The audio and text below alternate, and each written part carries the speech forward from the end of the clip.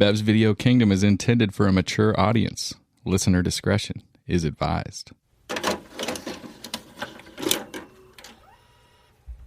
This episode of Bev's Video Kingdom is brought to you by Joe's EpiPen Distribution and Mortuary Services. Do peanuts have you swelling up faster than a little girl at a kegger? Did those fresh, delicious oysters get you horny as hell but also unable to breathe? Well, then you need to stop by Joe's EpiPen Distribution and Mortuary Services.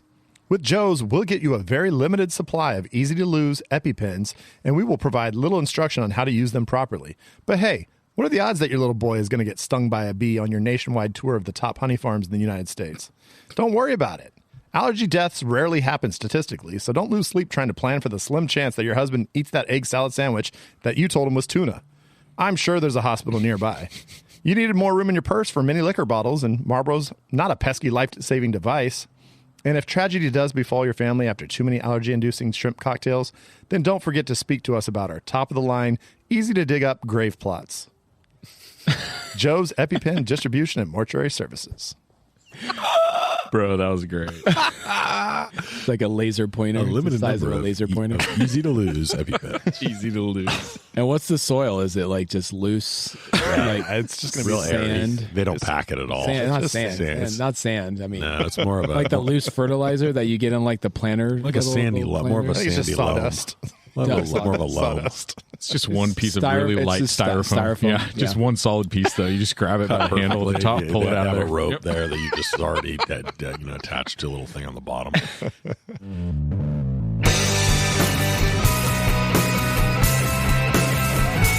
I wanna be at Beverly's, bringing me home with my movies. Just a blind by, no reason why. I love this scene. Nick Natak and Brad, your favorite podcast.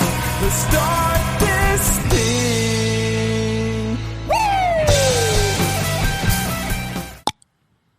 Oh, shit. What's up, guys? Hey, BVK Kingdom. We're out here. It's a beautiful evening in Nate's backyard. Yesterday, The outdoor Bev studio, please. the outdoor Bev studio, nowhere near Nate's house. So yesterday, we're starting things off on a somber note. I don't know if that's a good thing or a bad thing. So yesterday, we got together like a bunch of pansies and watched one of my favorite movies ever. The movie is Hereditary, 2018. This movie went to a bunch of film festivals and got a whole bunch of praise, and then was widely released. It cost $10 million to make and made $80 million. Boom. The director is this dude, Ari Aster, who is just absolutely amazing, fascinating dude that we'll talk about a little bit later. And who has a killer name? But Ari Aster, are you kidding Yeah, me? it's pretty legit. It's a great name. Guy was going to be fucking famous. It's like, like got on his Ad mom's tit. Astra. Ari Aster. He was like serial killer or movie director. Let's see, which way do I go?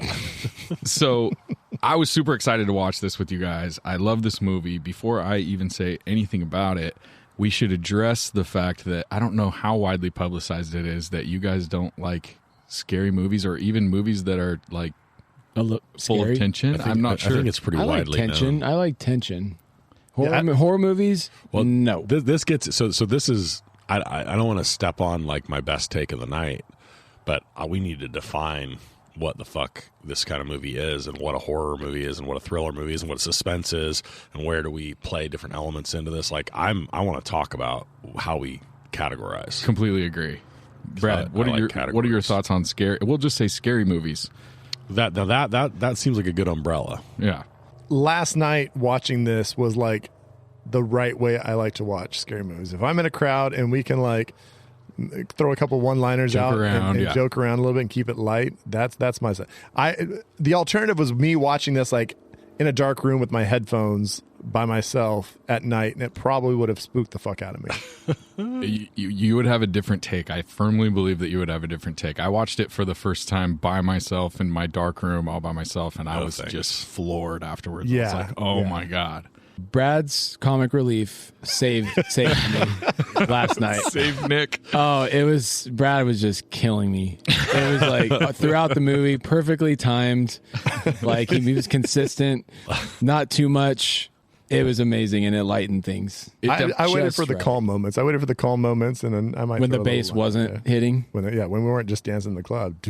when it dropped. But that bass was so slight. It's at a lot of times that we literally kept looking around because we were out here in the Bev's outdoor studio. We kept looking around like, which house has the bass drum going? Yeah, who's got a little dance like party? it sounded like it was way off in the distance, but it was really, and it made it even more eerie to watch it that way.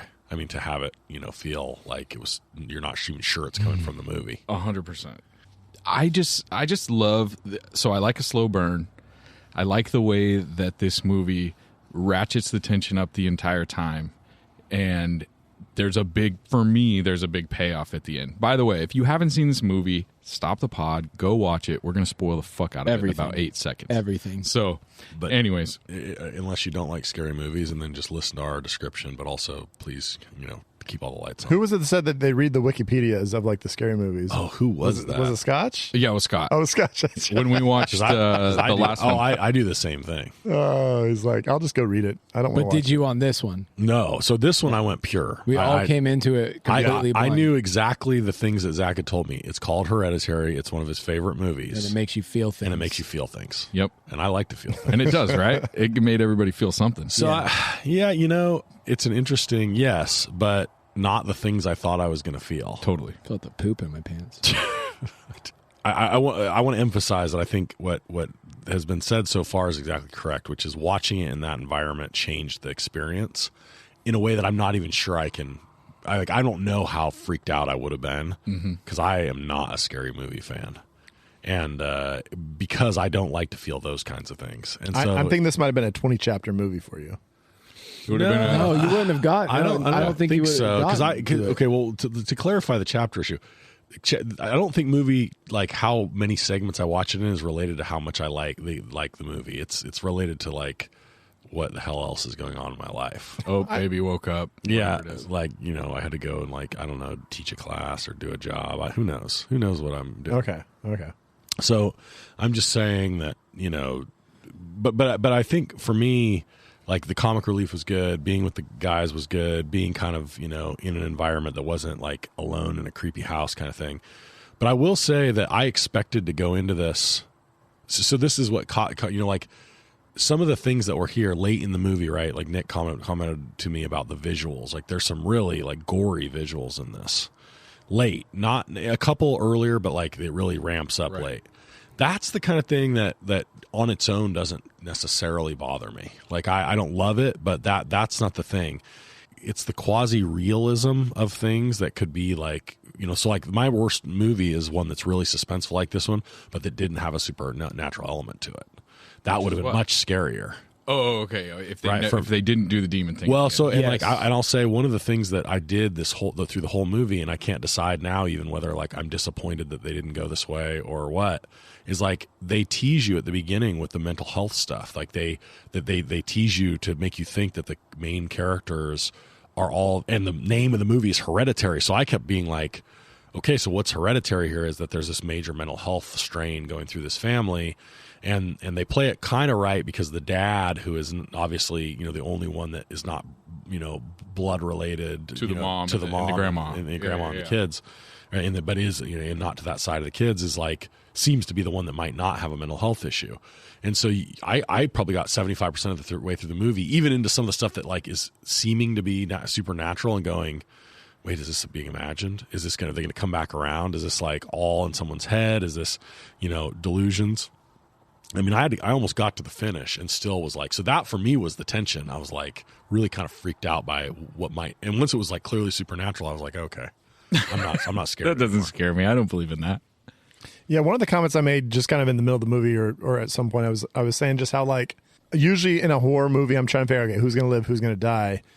And then as I was watching, I was like, I think in a movie like this, it doesn't necessarily matter because I think it's trying to get into some deeper issues, and it's not like you're rooting for anybody or cheering for anybody or hoping that somebody survives. It's just like this movie's going to happen. It's going to be an experience, and then at the end of that experience, you're just going to have to like think about it and deal with it. It's like it's not like a typical horror movie where you're like, oh, this guy's going to get killed. But There's rules. Like there's Right. like there's not the typical where it's in any type of prototype or trope or you learn pretty early. You have the feeling it feels like something different, and you feel like there aren't going to be rules in this movie. It's an evil ending. I mean, it's truly an evil ending. I mean, there's no good coming out of the ending of it, and so it definitely makes me wonder, like, well, what happens after that? Right.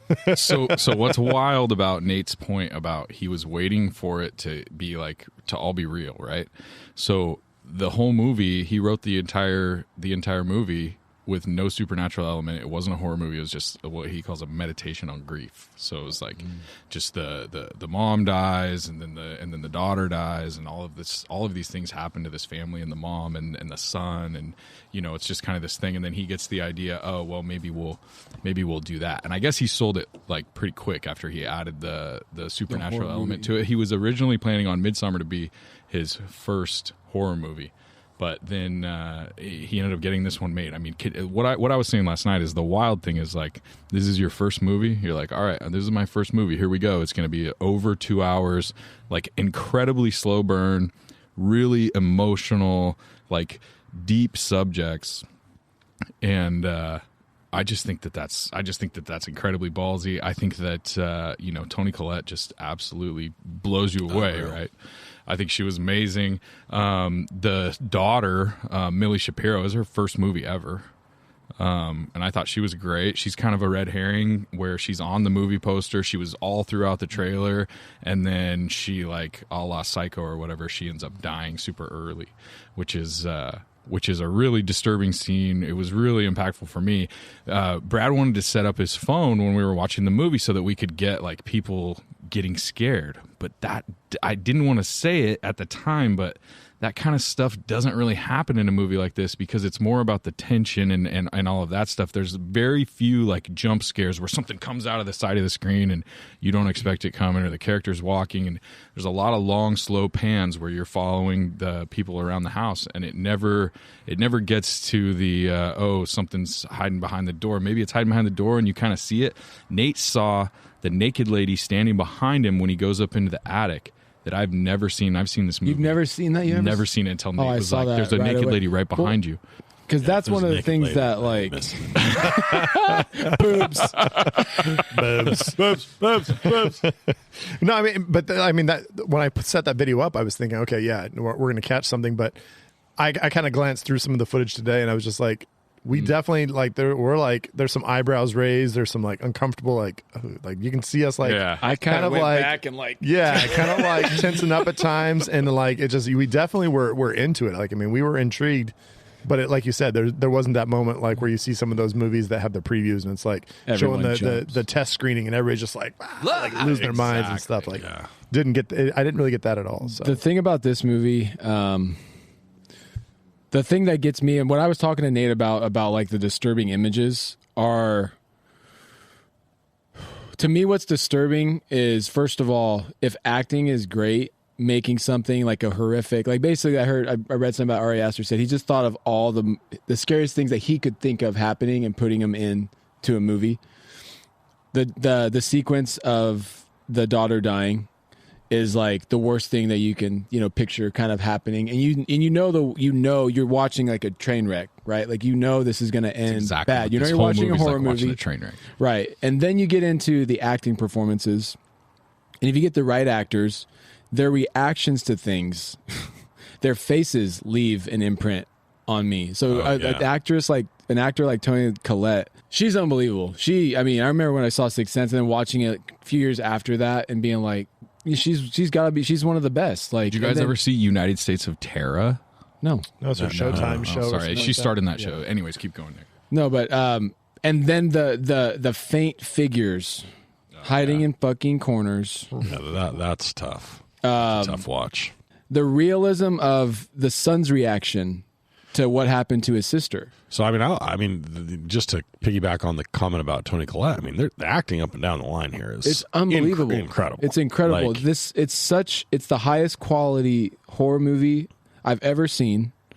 No question. Top to bottom, start to finish. Well, I'd say acting, actors, score, exactly, the filming, the cinematography, the artistic, the way elements. that it peeks into the rearview mirror and it comes back. Like, what he's, but you don't have to see it. Yeah, You're in his chair. You're in the driver's seat. You don't want to see. You don't want to see what's in the back seat. In fact, it kind of fucks with your mind a little bit because you're like, I think, is it going to show it? Is it going to show it? Maybe I want to see like what's this going to look like? Is it going to be gruesome? Like and he then wants to ask, like, like, are you okay? Like he wants to, but he almost starts to, and it's that kind of realism just gives me chills. Quick side note story, just kind of related to that, which it kind of makes me laugh.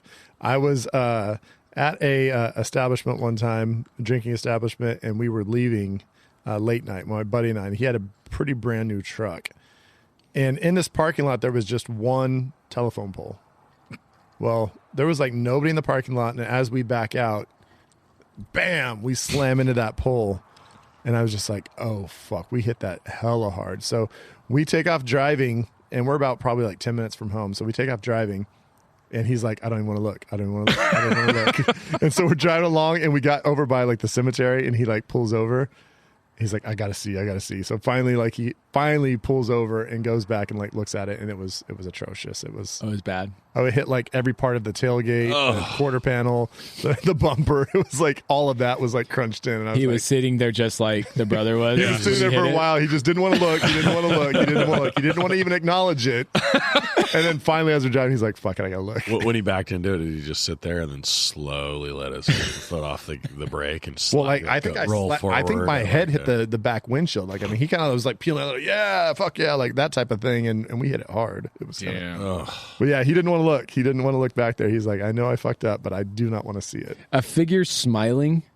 Dude, like that guy both the times. Demon both time, Yeah. and then you get the chills when you realize that it's the same dude, and he was at the funeral, and like this was all like set. It was like all set to happen. Like it was all meant to kind of work out that way. You get like that feeling a little bit like at the end. When the son sees himself in the reflection at the school too, and he's smiling at himself. Yeah, and that kind of shit. It's freaky as hell, dude. On that note, Nick, when Nate said, because Astor does a lot of cool things where the scenes go from night and day, and he'll have an exterior shot of the house, and it's daytime, and then all of a sudden it just clicks, and it just like straight to night, right?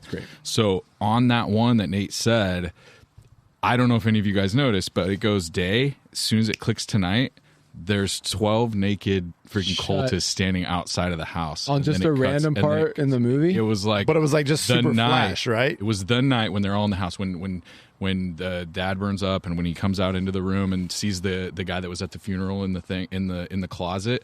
When that scene goes from day to night, before that scene starts, they're all outside naked, standing outside. So at the end, when shit's starting to unravel, when it pops off right there. I did not see that. And one of the kids that he's smoking weed with underneath the bleachers, he's one of the cultists at the end. Oh, what? Yep. Obviously, Joni, the grandma's friend, the guy that Joni's talking to. And then at the very beginning of the movie, she's like, it's weird to see all these new faces. My mom would be suspicious or something like that. It's the first line of the movie. She's at the funeral, and she's talking about all these new faces that she's never seen before that were supposedly there for her mom's funeral.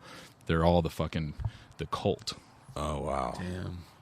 So I guess the other thing I wanted to comment on about this, well, maybe I'll wait for we to totally bring Ari Aster in, because this is squarely a director comment, but there are some things about this that go with my commentary about like what makes a horror movie that I'm super just dying to talk about. Yeah, I want to talk about it too, but let's talk about it with Drinking with the Director. So is everybody cool with freaking talking about how we felt about the movie? No one said if they like it or not. Oh yeah. So I guess I haven't really. Yeah, so I liked it. I mean, I have things that I like.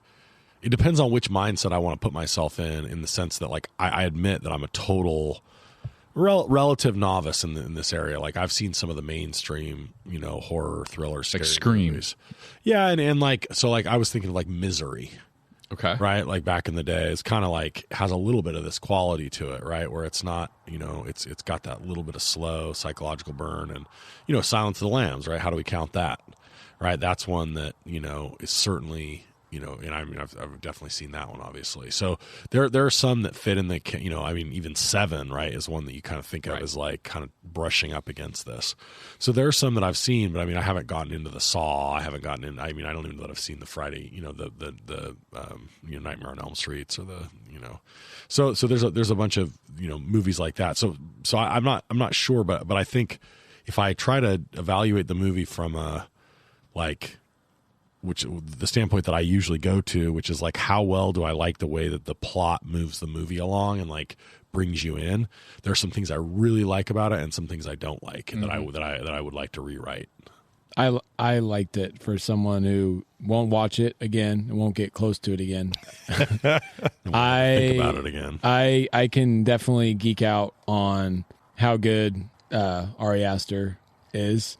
It makes me curious about Midsummer, even though I don't want to watch Midsummer. Oh, but I know it's next on. I know it's on deck at some point. But man, yeah, all I can think about is how well done it was. That's what I kept coming back to. So that's me. Yeah, I guess that'd be a question that's good for Zach, or just kind of for Ari in general, is that like, is this the quality of some of these? Like, I know, because it seems like this is kind of a genre of itself. This whole, like, it's a horror movie, but not quite a horror movie, more psychological, and it's not like the blood and guts like Freddy's of the past. It's its own thing, and it seems like there's a bunch of them coming out as of recent. They all say it's like, oh, this movie will wreck you and stuff like that, and it's like, are they all this well made? Are they all this well acted? And actually, for me, I did enjoy it. I appreciated the hell out of like just everything that goes into making it.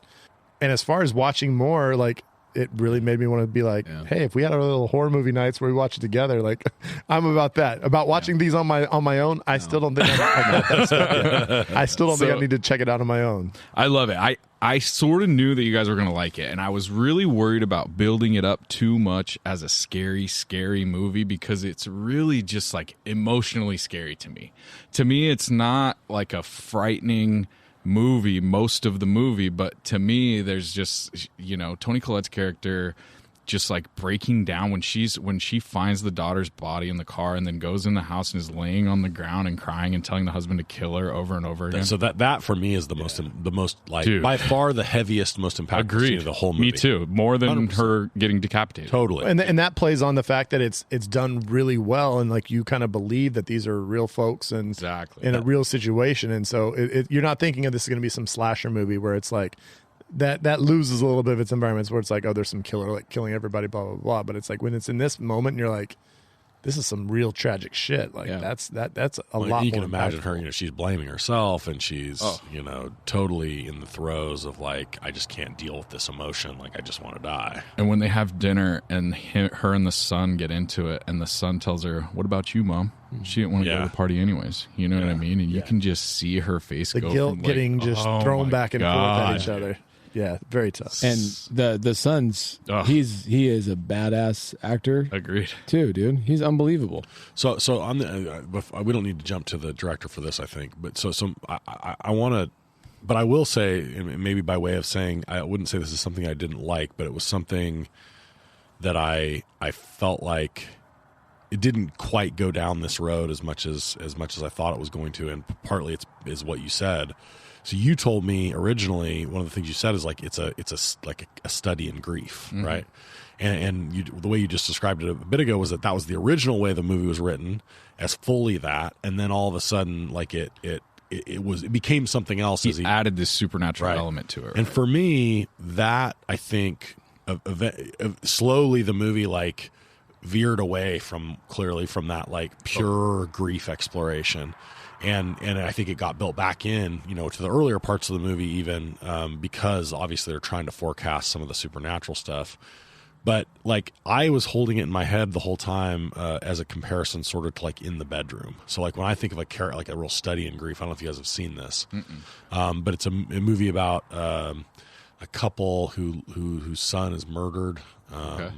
And then there's sort of like, they're trying to deal with this, and it's a really good movie, but it definitely has like some heavy grief in it, and some of that stuff. And it's not in any way like this kind of horror movie, it's a pretty slow burn. And so like, for me, I can think of that movie and a couple of others that really have that, like, we're going to put you in that grief, and we're going to keep you there for an hour and a half. And it didn't have that element to it. And so I'm not sure if it was just because I was kind of looking for it that I felt a little bit like distracted for a while about the fact that it wasn't going there as much. That was the scene, right, where like she's like, after she finds her daughter's body, where she's just losing it. That was the one that got me the closest. But there were other parts of that I was like, okay, I can see how this would get you, could go there, but then it's, you're keeping moving toward this kind of supernatural ending. Totally. So. There was a movie in the 80s, and I was just trying to look up the name, and I couldn't find it. So there was 2 movies about nuclear war. One was called The Day After, I believe. I don't think I saw that one, but there was another one that was more an emotional family drama. And it was about this family whose dad was working in San Francisco. San Francisco gets nuked. And they're like on the outskirts of San Francisco, so they don't like die in the direct nuclear blast. But basically the entire show was like the family starting to like die from like radiation poisoning, and it's like they don't know what to do because everything around them is like devastated, and they're just kind of like trying to like go through the motions of still being a family, but they're just falling apart because shit's going bad. And it was like a TV movie in the 80s, and I remember I saw it and it fucked me up. I was like, this is like way too emotional and real for me to like deal with at my 7-year-old self. And it was bad, and like it stuck with me for a long time just because it was like that dealing with true grief and like imagining like, oh man, I could go through this shit. So I kind of see what Nate's saying when it's like when they throw that little supernatural on the end, it just kind of like maybe turns it off a little bit. Takes the edge off the emotion, right? I think that it takes you out of that, like, you can't totally identify. I wanted that though. Like it doesn't exactly. I want it to take me out of that. Oh no, I didn't want to go down that. That's why I said like I'm not sure this is bad. I probably would have not what I preferred expected. the way that But you guys would agree it doesn't make $80 million if he doesn't tack on the horse. No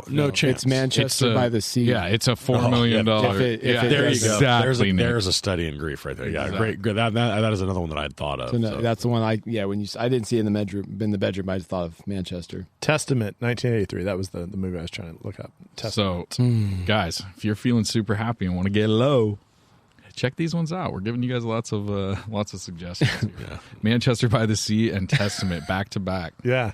Just to see how it feels. Just the tip. I can't speak to the acting of the TV movie that was Testament. I don't remember it Can't very testify? well. I cannot testify to that, but I know the emotions of it fucked me up. What do you guys think? We go have a drink with the director? I'm dying to talk to him. Sure. Get Ad Astra in here. So, Drinking with the Director on Bev's Video Kingdom is brought to you by Last Call Brewing out of Oakdale, California. And I gotta say, folks, last week we had on tap the delicious BVK IPA, and yesterday when we showed up to watch this, that was like a week ago, and then we show up to watch this movie last night, and I pour one beer, and Zach comes behind me getting that second pull of BVK, and we blew that keg out. We ran the keg out in 7 days, and Nate doesn't drink beer. Now, to be fair, the Super Bowl, there was some folks watching Super Bowl at Nate's, and then there was also a pretty big 80s prom party that you may have seen a picture of on the socials. That might have happened. There was a lot of BVK IPA being drunk. Drinking. I didn't closely monitor the consumption, but I did see a lot of people happy, and I think that BVK makes you happy. So yeah. So on my way over to the pod today, I had to stop by at Last Call's Tap Room in downtown Oakdale, California, and pick up our second keg of BVK IPA.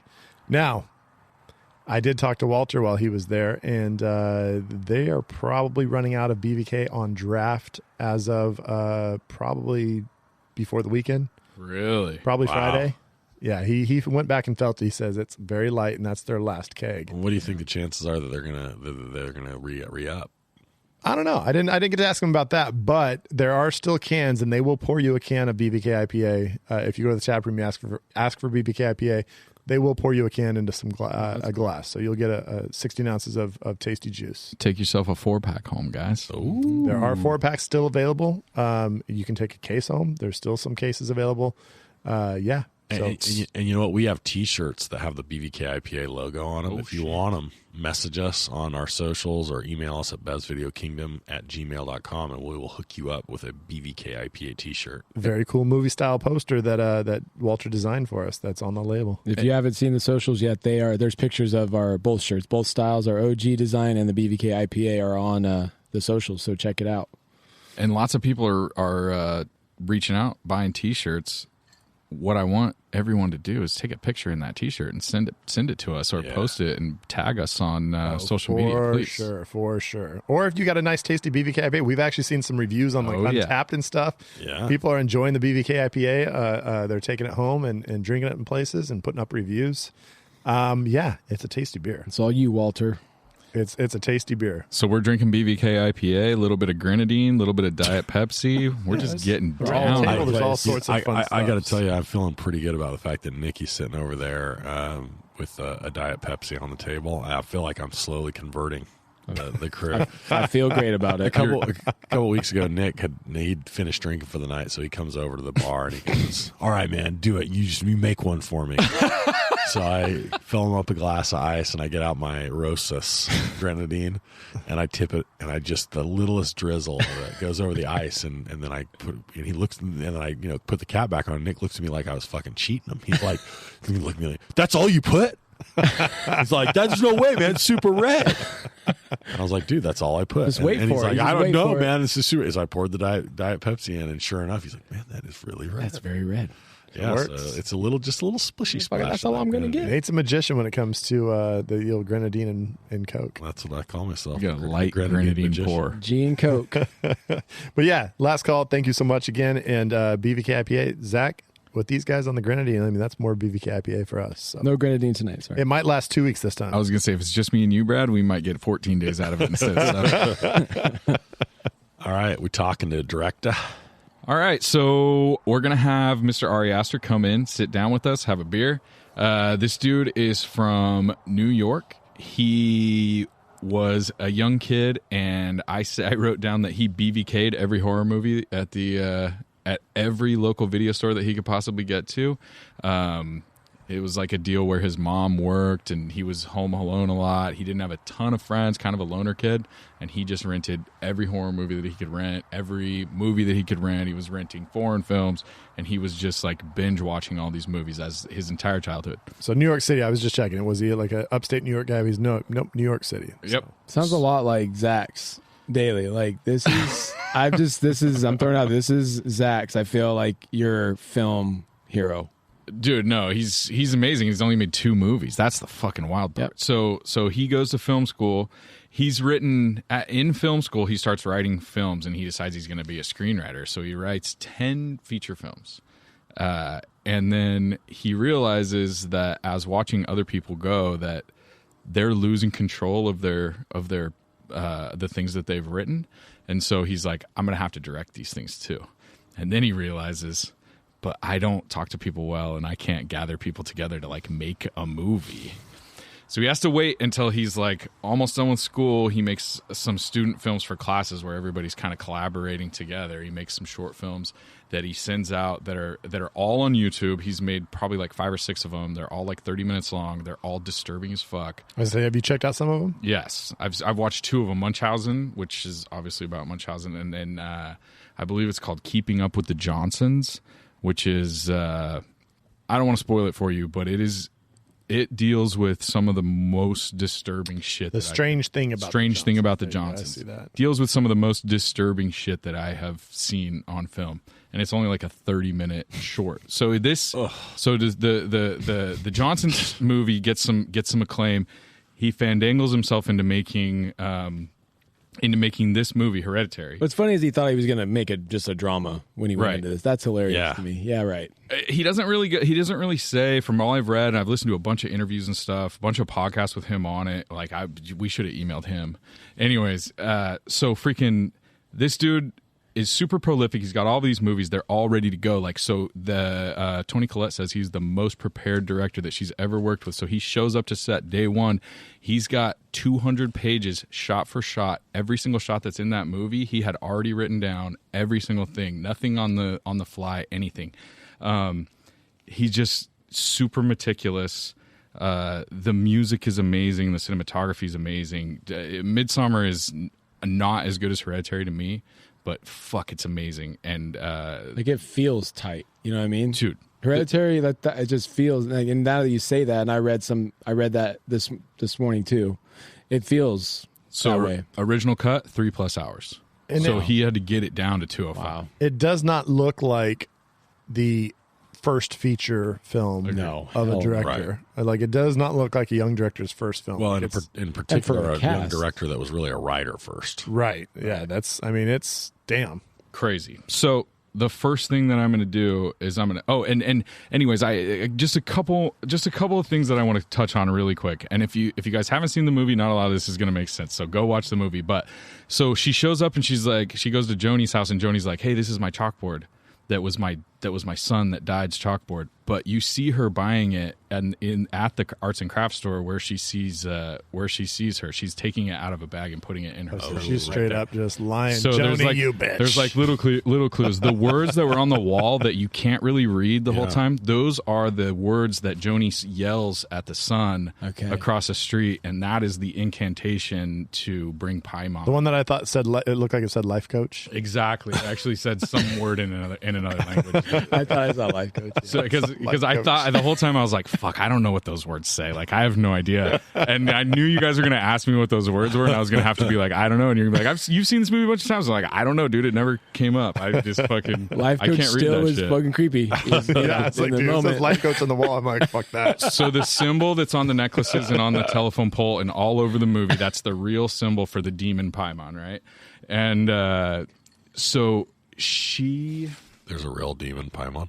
Oh yeah, this is all like so everything is like super based on like this like freaking crazy like old like lore of freaking this demon Paimon who is like the king of demons and shit. That makes it scarier. I'm glad I didn't know that last night. Maybe the family drama. When she talks about, she kind of drops some knowledge at the thing that her brother committed suicide because he was schizophrenic and said that the mom was trying to put bodies into him. So the mom originally, Charles was her brother, and the mom originally was trying to put the demon into because they said they needed a weak male host, and that's what they were trying to do. So they were trying to put the demon into the brother. The brother ended up killing himself because he told her that she was trying to put people inside of his body, right? So then the mom hooks back up with the daughter, tries to do it to Peter, but they do this. She said that she wouldn't have any contact with the mom while Peter was a kid. And then the mom latches onto Charlie, tries to feed Charlie. Exactly. Gets her hooks in Charlie, which basically means she puts... So the theory is that Charlie is Paimon the whole time. And then Paimon doesn't want to be in a female body because he wants to be in a male body, so he wants to move on to Peter. So that's why he sets up the whole situation where Charlie goes in. That's why there's no EpiPen. Like it's and that's why you see him at the funeral smiling at her. Dude, exactly. Wait, the guy smiling at her is Paimon? No, that's the same guy that was in the closet at the very end. It is the same guy, but he's just a cult guy. I'm saying the daughter, Charlie, is Paimon the whole time. The grandma conjures Paimon into Charlie, and Charlie is him, but okay. So that's why she's so that fucking guy weird. Was Paimon. She's trying to kill herself, like she's eating the nuts and freaking doing all the crazy shit, sleeping outside in the cold with no heater. Fucking, he doesn't want to be in that body; he wants to be in Peter's body. So the cult, and between the cult and the daughter, they supposedly orchestrate the death of Charlie, and it has to be a beheading somehow. Because if you look at the picture, there's like the freaking Paimon guy. He's got 3 heads on his in a bag next to him. There has to be 3 beheadings. So it's like the grandma gets beheaded, Charlie gets beheaded, and then at last Paimon goes into Toni Collette because the trick is Joan gives her those words to read. That's not really to summon Charlie. It's to freaking summon Paimon into her, supposedly. And they don't explain that. They don't explain any of it. Which is okay. It's a lot of it's so where are you getting all this? Reddit.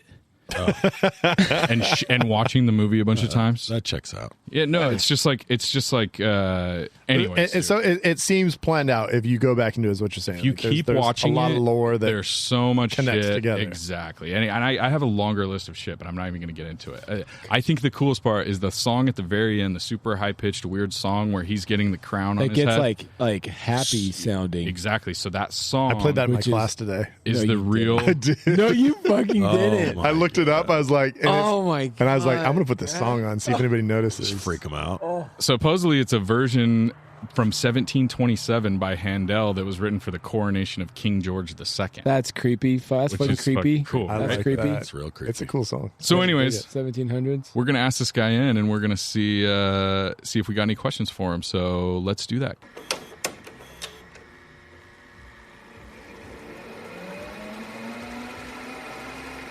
So Nate, what are your thoughts? What are we asking this guy? So here's what I want to know. Like, and I guess I'm asking you, Zach, as our local horror aficionado, as much as I'm asking the director. Maybe you can just speak for him. I will. So when you think about, I liked Brad sort of said scary movie as like a really broad umbrella, right? And under scary movie, I guess first of all, I want to know, are there subcategories that are pretty well defined? So I guess I would say, is horror different than the two that I think of as like maybe the next down are horror and thriller. Do you think of horrors and thrillers being like fairly distinct? Like whereas horror is like more visual gore and a thriller is more like somewhere between kind of psychological and jump scares? So I think there's several things going on with what you're saying. So I think any thriller has to be a psychological thriller or it's not a thriller to me. I think that in order for it to be a thriller, it has to be some sort of like mind fuck to it. Don't you agree? I mean, if it's not, it's just an action movie. I'm thinking of movies that sound like the Yeah. 90s or like Fear or Sleeping with the Enemy, like those types of movies where it's like there's definitely a bad guy and they're going to all of a sudden like pop up, like all of a sudden the door's going to be in there. They're going to be like standing So there. there are going to be like, some jump Okay, scares. that's though. fair. That's But fair. I think those are also in some ways psychological thrillers, right? I mean, they're messing with you because they're, inherently putting you in the situation. But yes, I think that's on the lighter end of the psychological, right? It's more the like you're putting yourself into these situations where the circumstance is scary, but you're not like in a mind bending kind of like. So like Zodiac. Like Zodiac is one that I think we talked about. That was thriller, right, but Yeah. definitely not a horror movie. but like Silence of the Lambs has been talked about. Like people have Little bit been both. 50-50. Yeah. What is it? I think Silence of the Lambs is like a scary thriller. I don't think it's necessarily a horror movie. And honestly, I hate saying that I love horror movies because in my opinion, like a lot of movies that are like strictly horror movies are kind of shitty. And that's really the problem with this genre is that you come across stuff like Hereditary and these different movies that are really good. Some of the Eggers movies like The Witch and stuff like that are just fucking amazing. And then 99% of every movie that comes out is fucking garbage. Well, where does like Eli Roth fall in with like the Hostel movies and Green Inferno and shit like that? So those are horror movies, and I'm not a huge fan of them.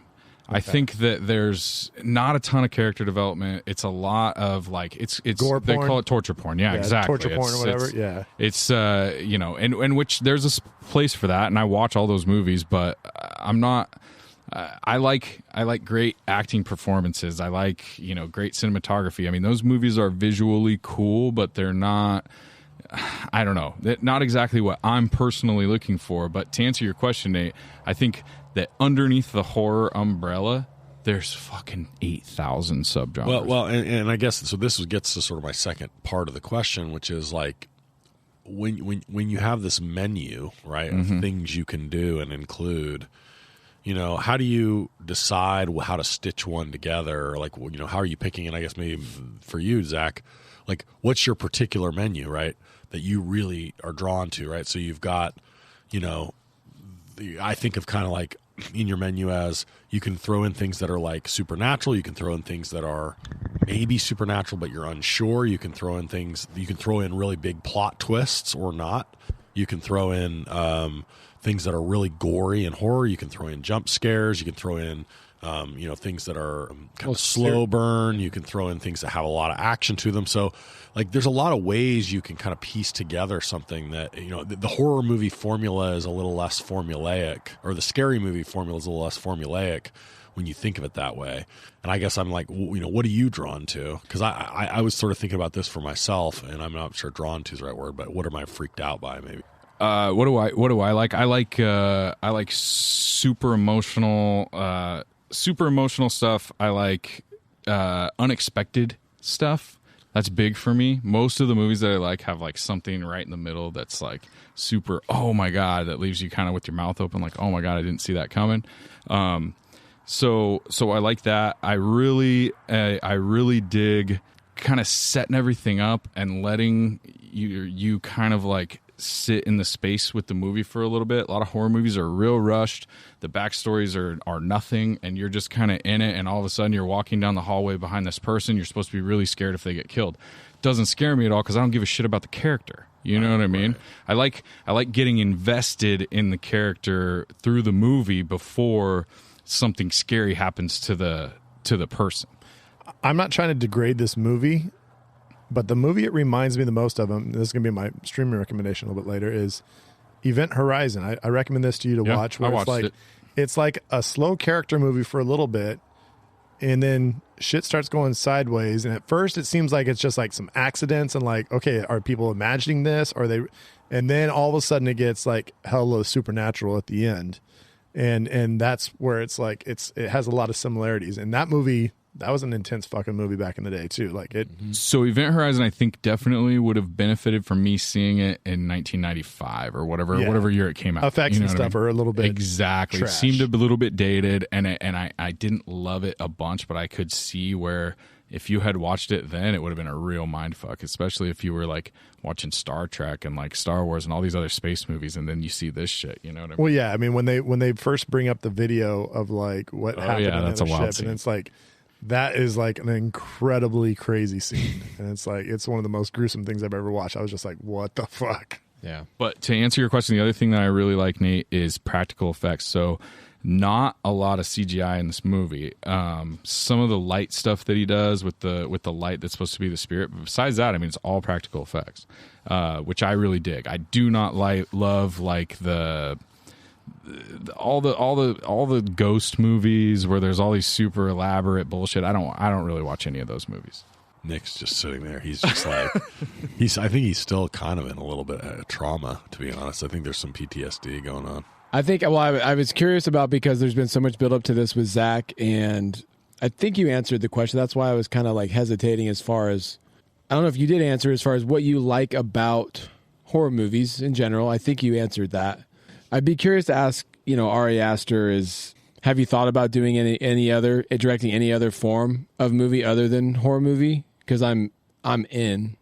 Like 100%. You can imagine him doing something that was a straight drama. Yeah. That you would just be really I'm there. big. Yeah. I'm there. No, Finding directors who have made that transition of doing like a very like legit horror movie and then also going into like other things. It's weird that you don't necessarily see those folks that often. Like, I think it's just there's a certain mentality maybe about like doing some of these very psychological like horror style movies. And Zach, like, I think Nate actually, I don't know if you answered him also, but are there other directors doing anything close to what he's doing? If so, like, who are they? What are their names, and what have they done? So Eggers is the guy. So he did The Lighthouse. So he did The Witch. What's which his I think name? is Like brilliant. Robert Eggers. Robert Eggers. So he did The Lighthouse. He did The Witch, and he has a new one coming out. He's done a bunch of stuff, but the new one that he's got coming out that's going to be dope is The Northman, which is I sent you guys the trailer for it. Yeah, it's gonna. I like be that trailer. sick. See, that looks like more like almost a Game of Thrones epic type. It's Right. completely accurate Norse mythology, but like historically accurate to that time. Supposedly, I'm sure there's going to be a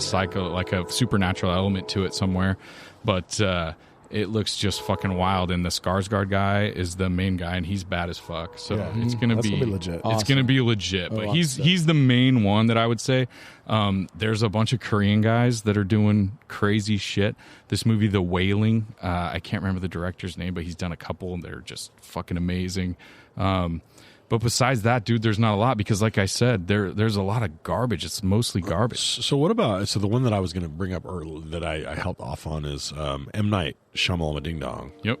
So, do we think, his is certainly mostly what I would call scary movies. He's done 4 good movies. I think that's those are movies that probably get me a little bit closer.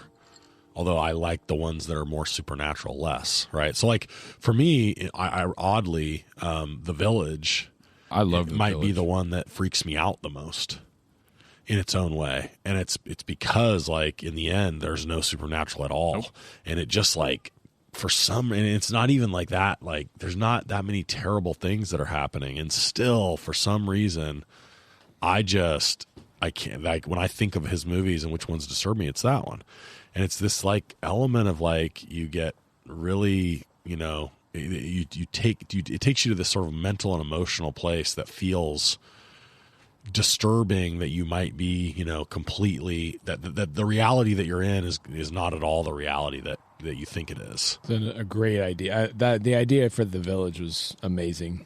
I agree. I think he's done literally 4 good movies. So what are the 4 for you? What are the 4? So Signs, Yeah. Sixth Sense, The Village, and one about Split. Split was okay. I like. You didn't like Unbroken or Unbreakable? Unbreakable. I like Unbreakable. I liked Unbreakable. Those are all okay. I liked those first 3 really well, and then I really liked the one where he does like a straight up horror movie where these kids go and visit their grandparents called The Visit. That's fucking good. He also did the one with Marky Mark where people are falling out of the sky. The Happening. The worst movie I've ever That's seen. the worst. He really ruined me with that movie. And then, but the preview for Old looked good. Like, I don't know. I think it looks kind of interesting. It's not good.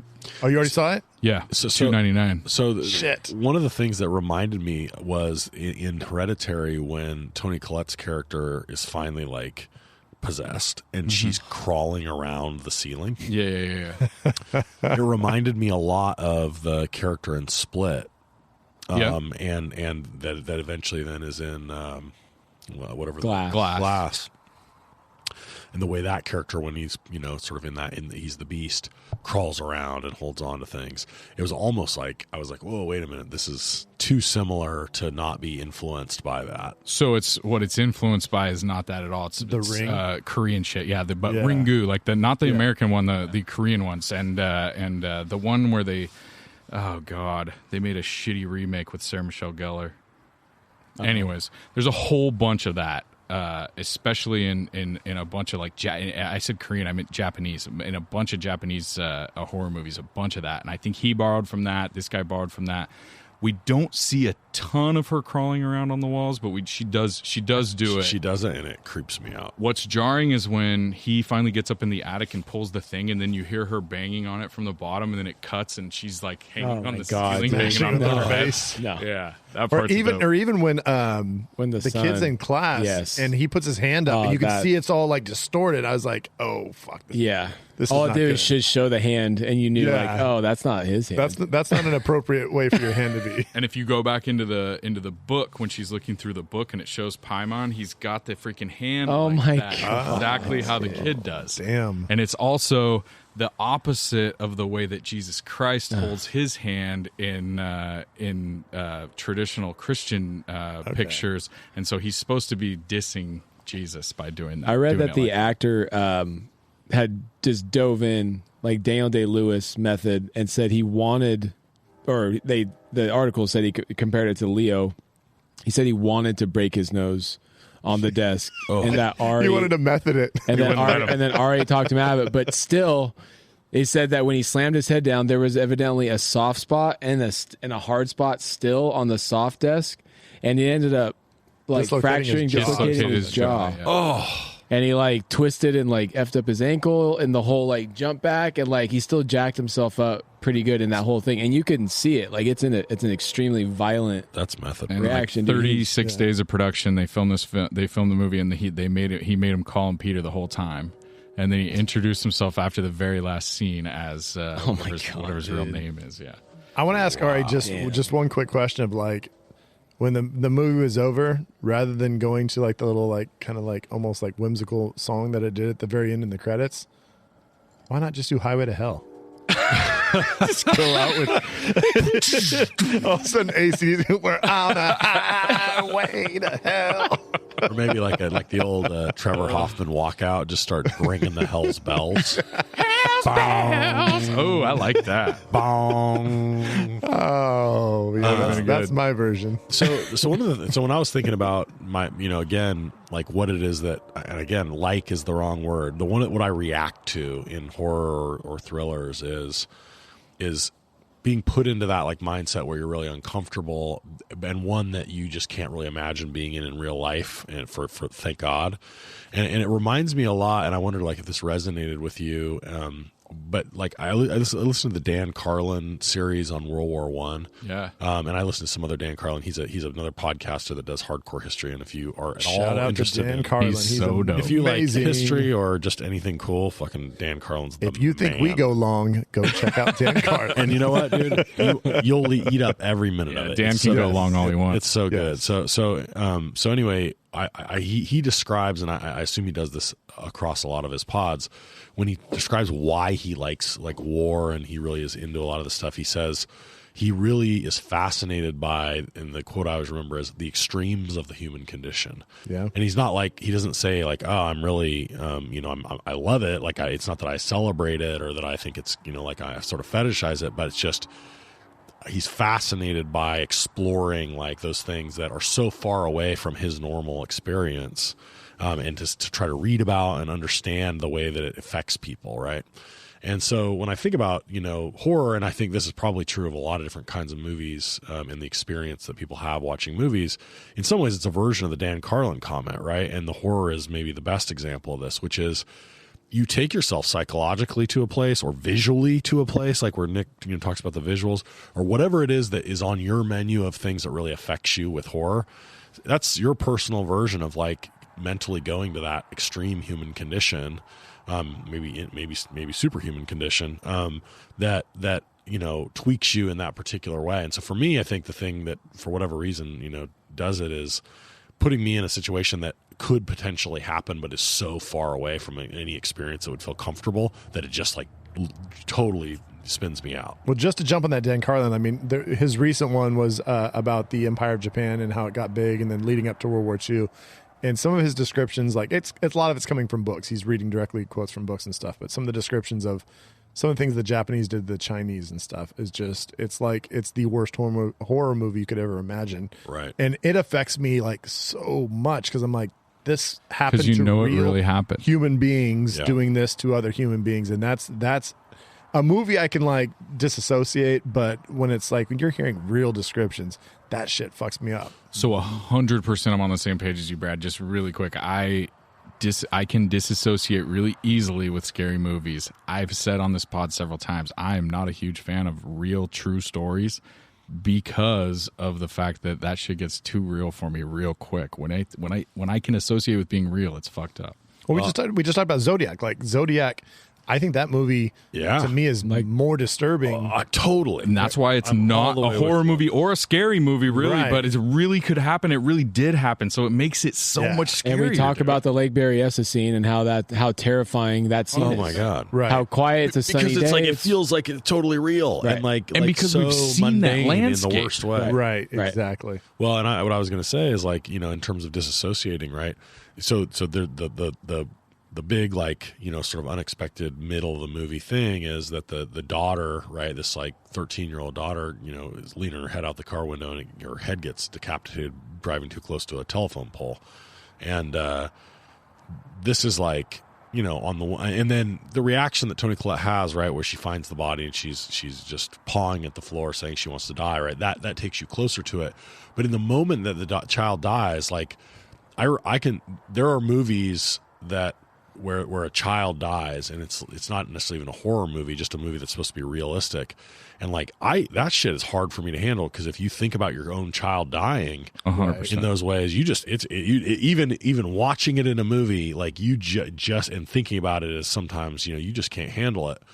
And for some reason, I guess this was sort of one of my comments about the way that the movie sort of began to veer away was, I started to already sense, right, that there's something going on. And so, like, you weren't really watching this child die in the same way. You knew there was something up with her, right? The Nate's whole one who movie. he spotted the symbol on the post, so you kind of knew that post was like. Oh no, I didn't. I Nick did. I'm sorry. noticed it. I'm sorry. Yeah. So that like immediately, like, now okay, there's something. But you don't know that it's gonna kill Charlie. But the whole movie, they're setting up Charlie as this supernatural. She has a really spooky look to her. Right. It doesn't really remind you of any of your own kids, unless you have some like super disturbing kids. You know what I mean? Vision of the grandma like in flames, like in the field, Totally. like shit like that. There's some other movies like I don't one that I want you guys to watch, so I won't say it. But there's some other movies where the kids in the movie that bad shit happens to are much more like, oh, that's like my kid. You know what I mean? Which then it's like, and you don't even see what happens to them, but Jesus, it's fucking just gut wrenching. Yeah, exactly. It's not even the visual. It's just the idea that you develop that character for 30 minutes and then all of a sudden have them die in a tragic way. And So, like, have you guys seen Mystic River? It's been a minute, but yeah. So like that kind of hits because that's a very real approach, and Sean Penn is unbelievable, and his daughter gets murdered in a very real way by two other teenagers who just happen to kind of make the wrong. It's kind of like a Manchester, with a few more, I feel like, amazing actors, and I kind of like. Anyways, it's an accident or a bad decision or whatever it is, and then these movies just leave you with the characters that are left behind, right. And you get to like see what they're doing. I think that's really fascinating, but yeah, super interesting, dude. I agree with you, Nate. I think what you were getting at there before I freaking talked over you like I always do was that the Charlie dying in this movie wasn't like as impactful as maybe you thought it could be. Yeah, exactly. So I agree with that, although still super disturbing and just like what the fuck, right? I mean, well, and I mean, we have, Zach, you and I have. Well, we all three of us have sisters, so I also was thinking of it even in terms of like younger sister. Yeah, no, I have a little sister that was about as far behind, almost exactly as far behind me in school as the difference between the two main characters. So I felt for a second, like just like, God, this is fucked up. Oh, you're taking her to the party. Oh, you're leaving her. Like, dude, that's just like, what are you doing? As like the older brother, I'm like so just like you're like what the fuck, but also at 17, like. I know he was like trying to get laid. You know what I mean? I know, but it's a train wreck. You're just watching it. You know he's going to go up to try and hit on the girl, and then you know it's just going to unravel. So Nick said earlier that he would love to see what Ari Aster does next, and so not supposed to be a horror movie, supposed to come out in 2022. Although there's not a lot of info out there, I don't know what's going on with it. It's called Disappointment Boulevard, starring Joaquin Phoenix and Parker Posey. And it's sign me up. The only thing it says about it, there's one line, and it says, a decade-spanning portrait of one of the most successful entrepreneurs of all time. Okay. That's it. I have no idea what this movie's about. It's supposed to be a little straighter than a horror movie. I'm sure it'll be spooky in some way, but that's what he's got coming out next. Ari, thanks for coming and sitting with us, brother. Yeah. We'll catch you on the flip side. Ari. Later, Ari.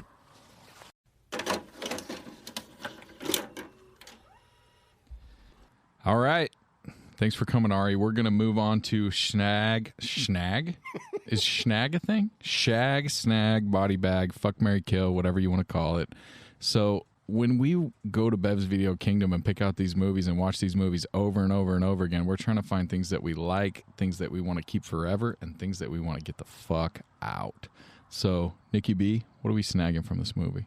As much as I don't like horror movies, what makes it memorable and what, you know, if you're going to go to a movie, you want to get your money's worth. And for me, it's that tension. I think everyone reacts to horror movies probably in a different way as far as if you're preparing and gearing up for a jump or a scary ass part or just a held scary moment that just keeps coming and building.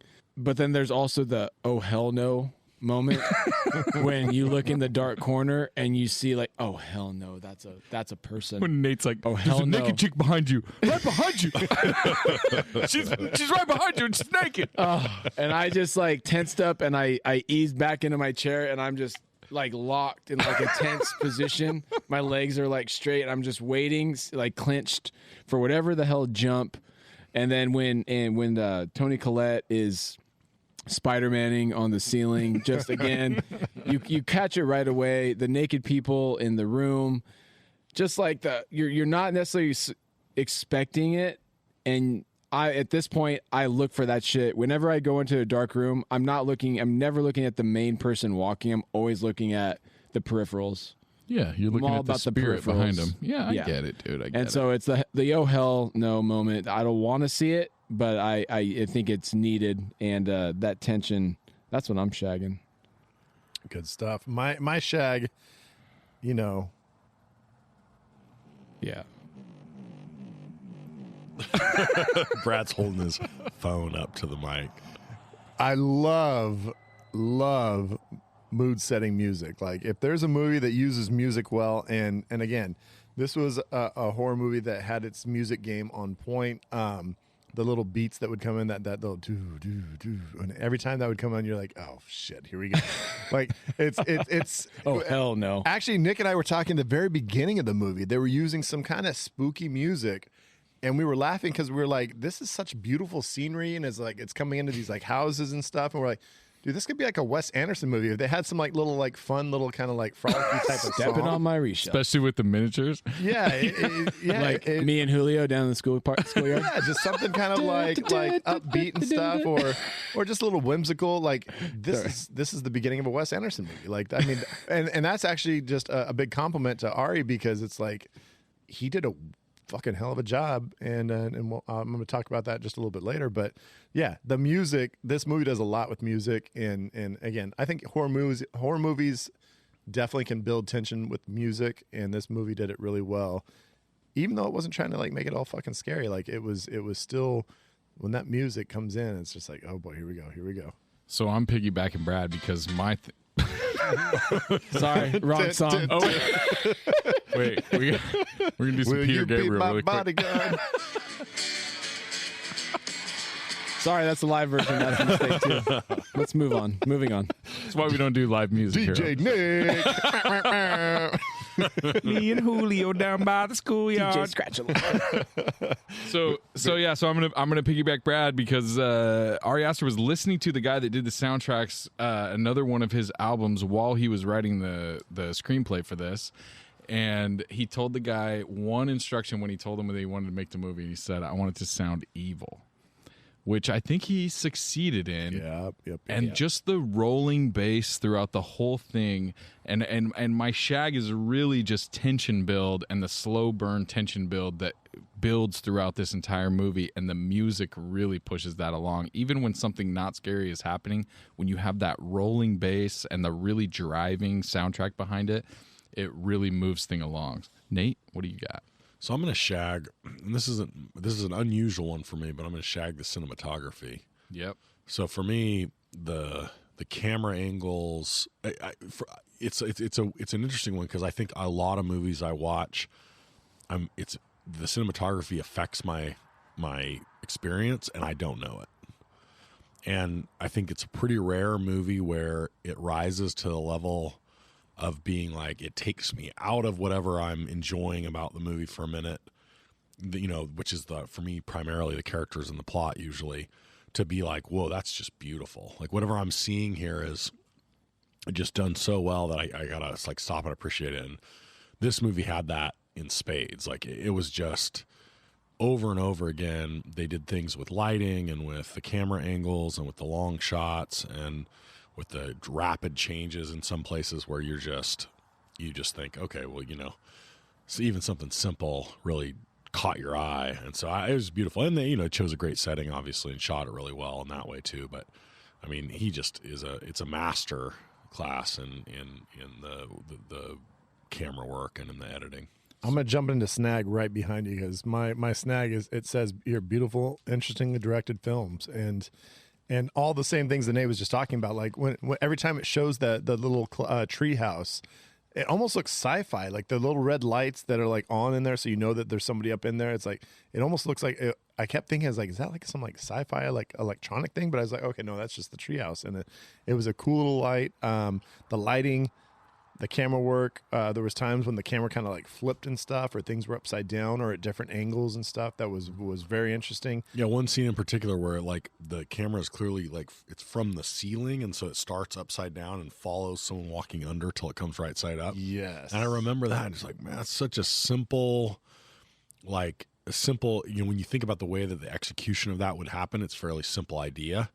But it creates this very odd but very cool, almost disorienting, but totally cool. Yeah, dude. And to piggyback, cool fact that I learned in doing research for this pod is that the cinematographer that did this movie is just a dude that he met in film school, like his last year of film school, which is, you know what I mean, like freaking. And I was just talking to Brad about,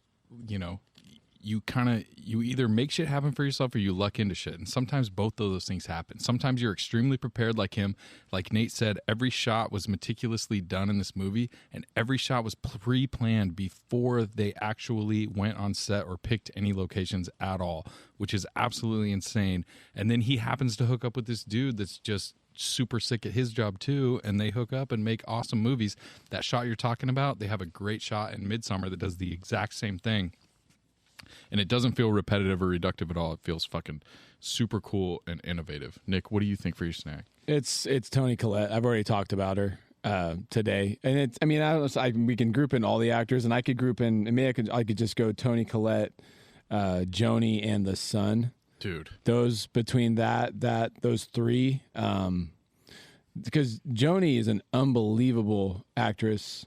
Herself. An unbelievably creepy spot. And Dowd, yes. She's amazing. In True Detective.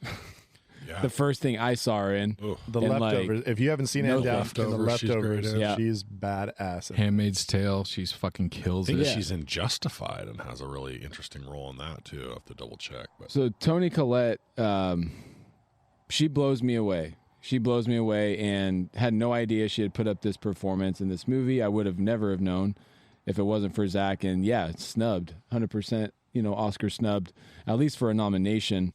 And you would hope, something as cool and clean as like what Nate said, cinematography, you would hope that a movie like this could have snuck in. If any year, it would have been, 2018? Yep. So that's a bummer. But, one thing I was telling Zach, I don't think I mentioned it on the air, was something I read about the behind the scenes about Toni Collette, was the scene when her husband bursts into flames, and it shows Toni Collette's reaction to it and how jaw-dropping her acting is in that 10 seconds of her facial expressions, from shock and awe to just completely devastated and, hysterical, to then just void and blank, because she had just been taken over by, was it Charlie? The spirit. Pie Man, yeah. Right. Pie So Man. boom, boom, boom. And she did it in one take at 2 a.m. in the morning, says the article that I read. Toni Collette said that about what it was. It just kind of happened. She said they talked about it for a long time. She was being humble. It sounds like an interview. But yeah, she knocked that out in one take. And to do that, and she just does it repeatedly in this movie, she is just dynamite and just cannot go wrong. And so I'm just a huge Toni Collette fan. And I don't think about her very often as like an actor that just needs to be in more things. She needs to be in more things. She's amazing. So and she's really good in in a real variety of roles. She is. So she was in Little Miss Sunshine. She was a memorable mom. That was that. Yeah. That could possibly be on our list. She's like a 3 or 4 time memorable mom. Yeah. You know what I mean? Yeah. So Toni Collette. Nathan? Yeah, I guess I want to. I'm going to snag the a little bit like understated scary movie. So we were talking earlier about there's this kind of trend in Brad brought up like, is this a thing? I was asking Zach, is this a sort of a new thing? This one where these movies are being advertised, and I think that there's a place for scary movies. There's a place for movies that are scary but also very serious, and I think that this one does that really well. I think that it's not perfect for me because of my particular preferences, but I can see how for someone else it would be perfect and a totally justifiable position. I think,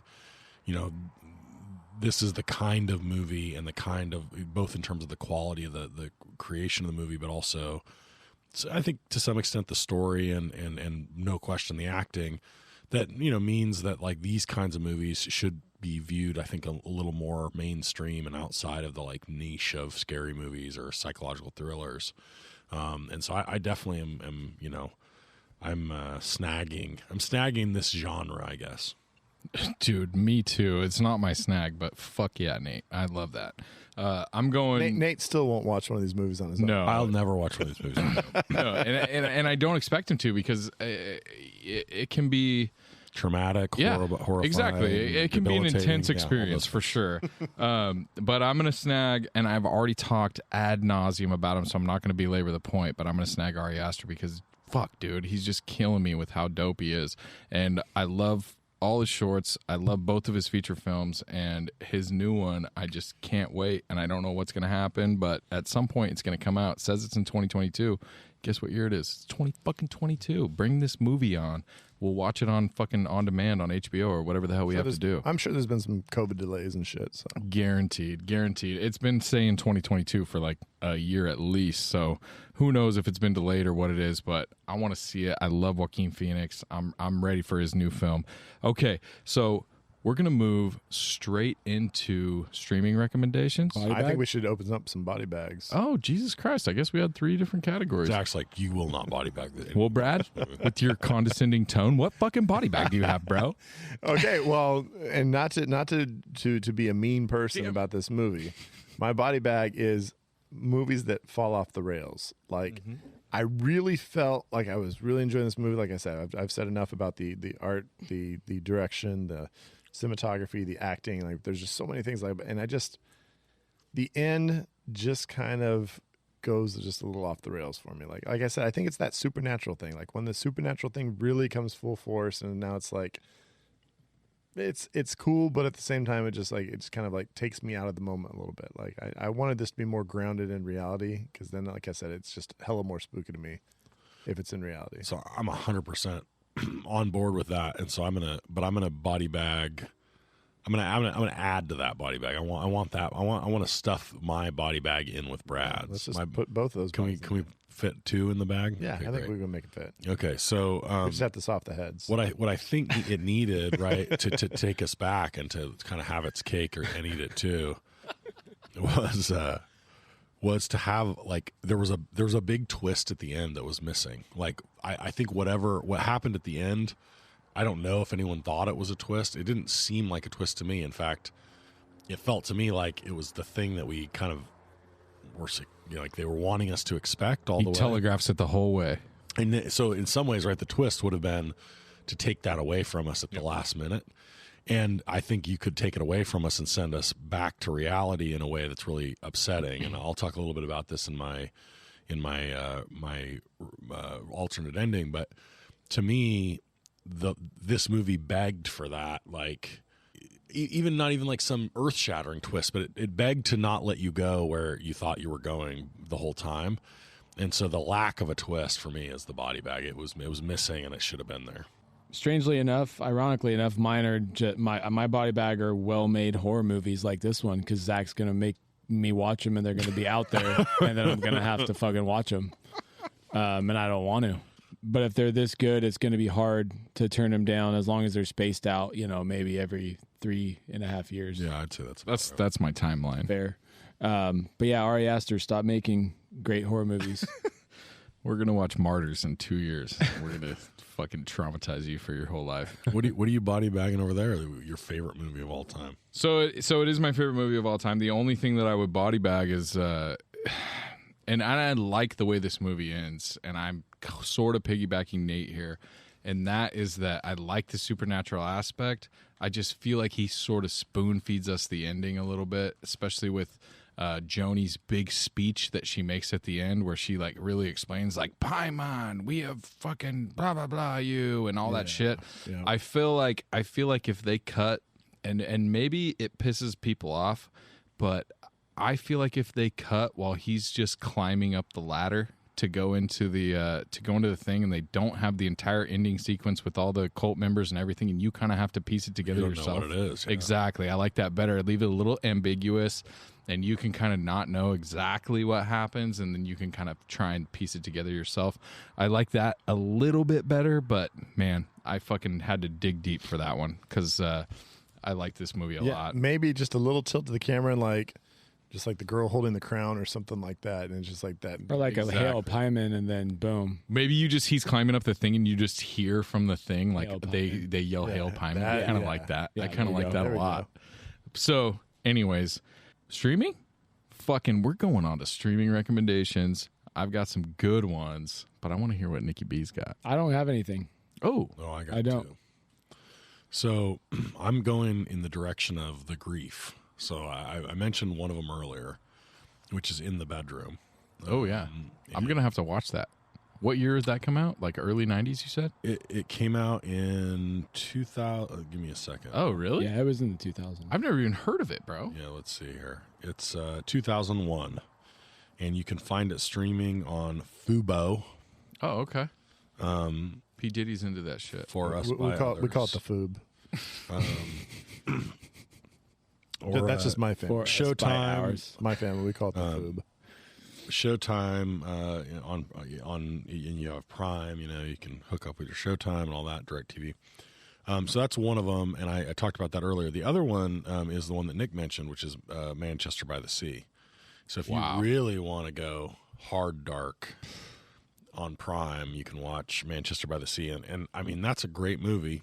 Michelle Williams, right? Casey Affleck, Mm-hmm. But it's like, you know, if you want to just explore the way that it would feel to you to like devastation, fuck up and you know kill your kids on accident, and just go ahead and jump into that one. But I mean, it'll make you feel things. Talk about the extremes of the human condition. All right, my reshelf I already mentioned as well. Did you not have a streaming? I meant streaming. It's all good, Brad. You know, these categories. I like it when you fuck up. It makes me feel better about my fuck ups. My stream is, I already mentioned before, is Event Horizon. That's on HBO Max. Sam Neill, Lawrence Fishburne. A very interesting cast. And like I said, they're on a spaceship. They have to go investigate this ship that has disappeared, but all of a sudden it's reappeared. And they're supposed to go find out what the fuck happened on this ship. And all hell breaks loose, almost literally. Literally. So it's worth checking out. Sam Neill, it's great just because I knew him as the Jurassic Park guy. He's the nice dude that leads the kids through Jurassic Park, and he seems like very heroic. And you're going to see a different side of Sam Neill in Event Horizon. So it's worth checking out. And it's got a whole spooky side to it. It's got some graphic imagery, lots of bad things going on. So I'm going to go with a couple of series, and the first one is going to be Toni Collette in the United States of Terra, where she plays someone with like dissociative schizophrenia or something like that, or dissociative multi-personality disorder. So she basically is the star of the show. I think it was 3 seasons. My wife and I watched it, and we're just enthralled the entire time. It was fucking amazing. And she plays every part as herself, but she's multi-personality. So like one time she's super slutty, and one time she's like this super prissy, like perfect mom. Like episode from episode? No, like Within in episode. every episode. Okay. And like she just switches personalities. There's no like real trigger. She's just back and forth, but to the point where you can tell which person she is immediately, if that makes sense. Once you get like some of the personalities down in the first couple episodes, the second that she's on screen, you can tell which one she is, even though she's wearing the same thing. It's just her facial expressions and her fucking like ability to emote and be an actress is just so amazing. Is it played for drama or comedy? It's kind of both. It's a serious show, but there's funny moments for sure. Okay. But it was like an HBO, I'm pretty sure. But we're talking probably 10 years ago. So check it out. United States of Terra. The second one is a series on Apple TV called Servant. That's actually by our dude M. Night Shyamalan. It's pronounced Shyamalama. He only directed like 2 episodes of the first season. He was sort of a creator. He doesn't direct all of it, and man, it's really good. Deals with grief the same way that this movie does. Very cool. And the last one is Midsommar. Go watch Midsommar. It's streaming for free on Amazon Prime, and I really dig it. It's a spectacular movie. It's a progression of Hereditary. I don't think it's as good as Hereditary, but that's just because the subject matter is a little bit different.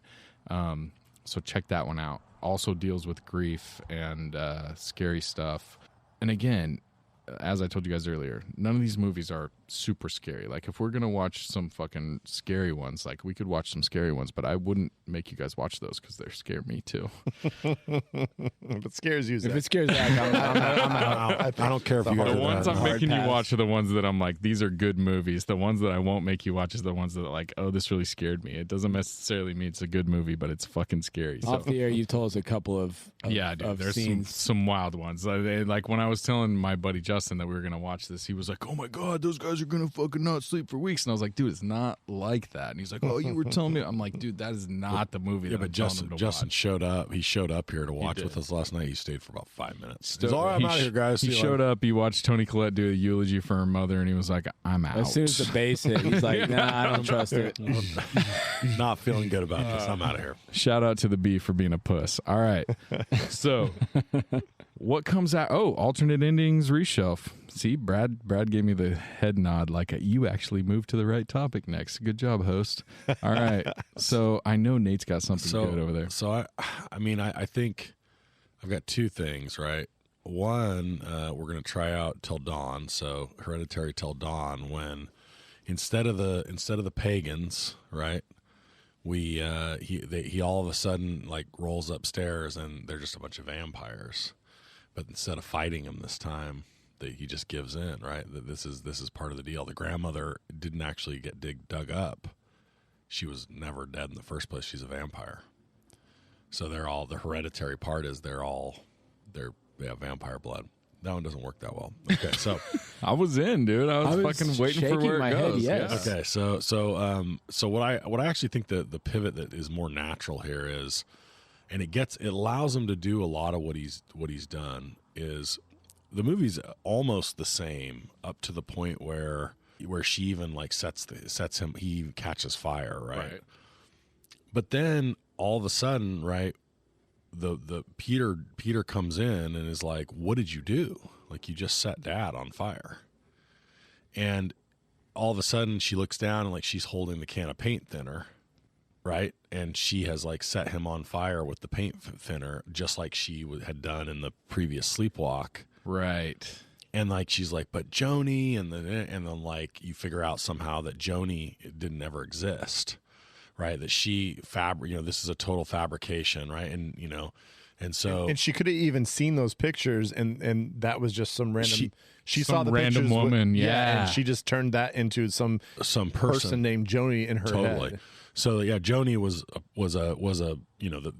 the visual of her was a friend of her mom's. She did dig the body up and put it in just like her husband said. He accused her of that. Accused her of it, and you think that's crazy. So like she did do that. She did behead him. She did like think that this stuff was all.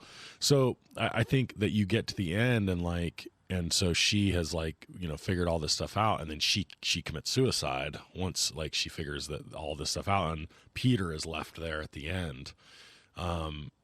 Just kind of sitting there, just a shell of himself, just a shell, right? Yeah. Because he's killed his sister. His dad has been burnt up by his mom, who thinks that and he witnessed it. So he's gonna have some problems. So like everything sort of happens, and you can even allow there to be all this like the visuals of the demons and the grandmother and all this stuff, but like it's all in their heads. Well, it's all from her perspective, right? Till that point, right? You realize that, and so then all of a sudden, but the grandmother's still really there, right? That would be beheaded up there because she did that. So the husband goes up and sees that, and that's real, and he's freaking out. She really did dig up the grandma. Everything goes kind of the same until that point. Yeah, and I like he that. Accuses her of going to the movies, and like she had an opportunity to do this, and like she imagined that she went to this like help group where she met Joni, but in fact, like she was digging up her mom's body. And I'll say, if I know anything about Peter, he'll be back at school on Monday. He does go to school quick, doesn't he? He sweats a lot. A lot of sweat. I'm a teacher, and I kept saying last night as we were watching, I was like, if I saw a kid like that in my class, like, he's just sweating and looking just very like agitated. I'm like, there's going to be some conversations, or we're gonna figure this out. I'm not going to just keep lecturing up there. Like, I don't care if that kid's twitching in my class. Yeah. So that's my rear. I think, and I feel like that move, if you film it properly, to give a subtle version of the key, right? And I think obviously Ari Aster is perfectly capable of this, but to somehow convey to the audience that this was in her head, and to help the audience sort out what was in her head and what you were seeing, what you weren't, to do that without a lot of words, and then to like have it end. I think that's an easy edit, and you end it at 1:45, and everybody's happy. He never climbs back up in the treehouse, or maybe I dig it. Or maybe he climbs up the final scenes. He climbs up in the treehouse and he just like looks around and sits there, and that's it, or something. Or the window's red, right? Because the heater's on. He's going to stay the night, or it's dark. He climbs up, turns on the red light because he's going to sleep with the heater. The heater's on. You see the red light go on, and then credits. Right. Yeah, maybe his silhouette in the window with the red light behind him. Yeah. You know what I mean? The camera kind of pans out. I dig it. Yeah. So that's my reshoot. We're just taking a depressing movie and making it more depressing. Really. Yeah. Well, let me spice it up then, because I'm going. You know me. I like to laugh during horror movies just because that's how I cope. I'm going to go dark comedy. We're going to focus on Annie going to her grief counseling. She's legitimately going to grief counseling. Each time she shows up, something terrible has happened to her family, like it does in the movie. And we see Annie just out and about in her daily life, and then something terrible happens, and then immediately, like it just quick jump cut into grief counseling again. And so you just you feel like, oh my God, this is just like her cycle, like just bad shit's happening. Like a montage of like yeah. So eventually, though, this other person shows up at the grief counseling and starts telling like even more tragic stories, like about their life.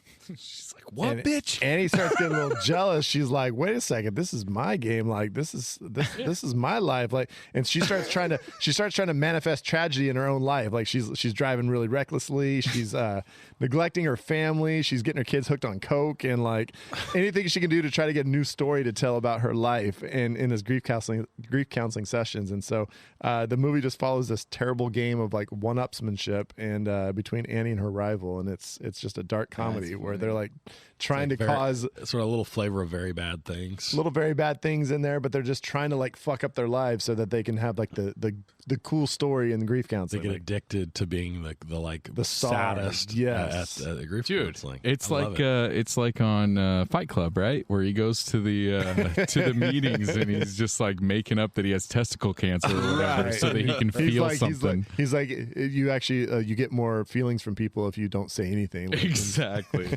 but no, like that's kind of my thing, and I think this is almost a pretty good idea for a I love movie. it. Like I think it could be a Let's do really this.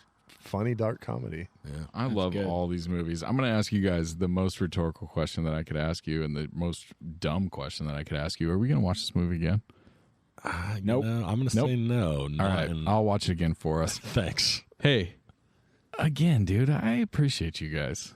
I don't think we have any more categories to go through. I fucking love your guys' alternate endings. Dude, so Wait, Nick, you didn't have anything? No, I'm good. You guys, Nick's still just I sitting there. mentioned He's I just mentioned still, the like, West basically in the fetal position. I mentioned I mentioned the Wes Anderson, idea earlier. Oh, that's right. Yeah, It could be like the Wes Anderson and everything. It's like the voice of a Wes Anderson. There's like the narrator that comes on. It starts with me and Julio down by the schoolyard, but everything just still plays out exactly the same. But Schwartzman plays the son. 'Cause they have kind of the same Yeah, look. there you go. There you go. Yeah. And it still ends with the creepy, happy music. Oh, I because kinda that's love a that. very kind of like whimsical Wes Anderson way to end a movie. The dad's Bill Murray. And that treehouse is the treehouse is dude, there we go. Yeah. Oh, wow. Now we're I working. will admit that I had a little bit of treehouse envy when in this movie because I built a treehouse a couple years ago, and I was like, Bro. yeah, but that treehouse has the fucking trap door with the ladder. I don't know, but your treehouse is pretty legit. Let me reassure you, like Yeah. you've recently reassured me, your treehouse is very adequate, bro. That shit is fucking nice. legit. Fucking got insulation sick. and windows. It's got and, drywall, like- dude. Yeah, it's got It's got drywall. fucking plugins, dude. Your It's powered. It treehouse is has powered, fucking Okay, outlets. all right, you're right. I'm on fucking awesome. You're right. I take it back. Now you just need a red light that you can turn on in there. Like it's just super creepy. anytime we're driving up, just have the red light on. So just Oh like, God, that's a great call. I like had to it on I like to tonight. tease shit that won't happen, but we're gonna get some good footage of maybe Nate's treehouse with the red light on the inside. We're gonna do a slow pan up the ladder into the thing. Nick's gonna be naked in the corner. I'm fucking Hey, excited. Brad's playing that music. Brad's for got the sure. We're gonna- Spinning his favorite track. No, the happy music. the yeah. happy one at the Zach end. just clicking. so in a couple of days we're gonna do a draft most memorable movie mothers. Are you guys ready for this? Word to your mother. Yeah. Ma! Sure. It reminds me of Hot love. Fuzz when he's like mother, and then it's like a bunch of Yeah. mothers in the fucking alleyway. Dude, thank you guys for watching my scary movie. Is there light in that treehouse over there too, or at the little We playhouse? got a little, No. The Bev Studios is next to the playground in my backyard. And, Well, some light just went out over there too. So. yeah, Oh, other- shit. that was the. Did you guys hear As that? soon as we popped, like that, I think that light went out. There's pretty good chance there could be a little girl named Charlie over there. Charlie, 100%. Yeah, no, Charlie popped out right now. I'd be like, I'm booking it out the like, door. Charlie looked out the thing and was just all. We didn't even bring that up on the pod at all. No, we can't. We can't No, talk about okay. that. That was That's hypothetical. Right. That was hypothetical. We can cut that. all right, guys. Thanks for coming, guys. And hey, I apologize to everyone that's traumatized because they watched Hereditary because Bev's Video Kingdom told them to. We'll see you guys next week. Bye-bye.